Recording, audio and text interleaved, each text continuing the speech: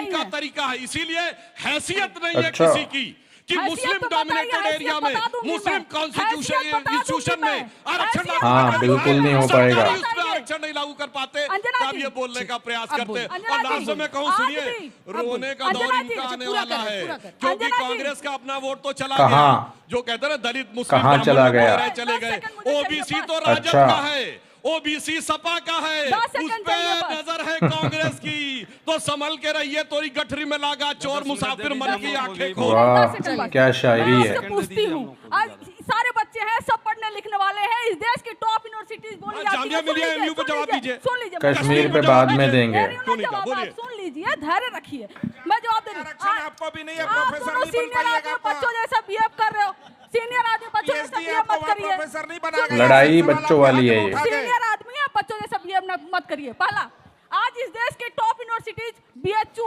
DU, JNU, Jamia, IIT के जितने भी ले लीजिए, कब के बने हैं? बीजेपी की सरकार में एक भी वो नहीं बने। बीजेपी की सरकार थी ही नहीं तब। इंस्टीट्यूट ऑफ इमिनेंस कहाँ गया? कहाँ गया? अब और जामिया और ये एमयू की बात करते हैं ना, उसमें आरक्षण नहीं है, उसमें ओबीसी एससी एसटी के लिए आरक्षण नहीं है। तो 11 साल से इनकी सरकार है। एक सेकंड, बिल्कुल नहीं दे पाएंगे। गलत गलत गलत गलत, कभी नहीं था, अंजना जी। गलत बोल रहे, कभी ठीक नहीं है, था। 2-3 छोटे 11 साल से सरकार में है, क्यों नहीं करते थे आरक्षण?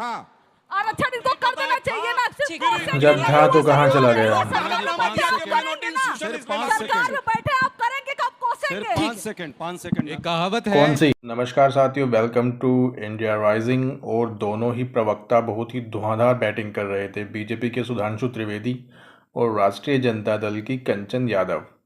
अब बात करें अगर मुस्लिम और संस्थानों में आरक्षण की, तो भैया वो किसी में भी हिम्मत नहीं है जो लागू कर सके। कंचन यादव बोल रही थी कि आपकी 11 साल से सरकार है, बिल्कुल 11 साल से सरकार है, तो बीजेपी को उन संस्थानों में आरक्षण लागू करना चाहिए था अगर उन्हें इतनी ही चिंता है तो। दोस्तों, फिर बात आती है, सुधांशु त्रिवेदी बोल रहे थे कि ओबीसी वोट उसका है, ये सपा का है, उसका है। तो दोस्तों, लोकतंत्र की यही खूबसूरती है कि लोकतंत्र में वोट किसी का भी नहीं होता। बार बार बदलती सरकारें इस बात का सबूत है कि वोटर किसी के साथ नहीं होता, जिसके साथ वोटर को अपना फ़ायदा लगता है वोटर उसके साथ में जाता है। परमानेंट वोटर किसी का भी नहीं होता। और कंचन यादव बोल रही थी कि पीछे की सरकार में बीएचयू नहीं बनी, वो नहीं सनी। तो मैडम, बात यह है कि बीजेपी की सरकार में वो यूनिवर्सिटी बहुत पहले बन चुकी थी, तब कांग्रेस की सरकार थी, लिहाजा बीजेपी की सरकार में वो दोबारा तो बनने से रही। और जहाँ तक जेएनयू में आरक्षण का सवाल है, तो ठीक है, जेएनयू में आरक्षण नहीं है और उसको कोई कर भी नहीं सकता, क्योंकि कुछ मुद्दे भविष्य के लिए बचा के रखने होते हैं वोट के लिए। तो जेएनयू का आरक्षण, मुस्लिम संस्थानों में आरक्षण, वो सब भविष्य के लिए बचा के रखे हों, उसमें चाहे बीजेपी हो चाहे दूसरी पार्टियां हों। वास्तव में इनमें कोई भी नहीं करना चाहता, कोई भी इस पचड़े में नहीं पड़ना चाहता।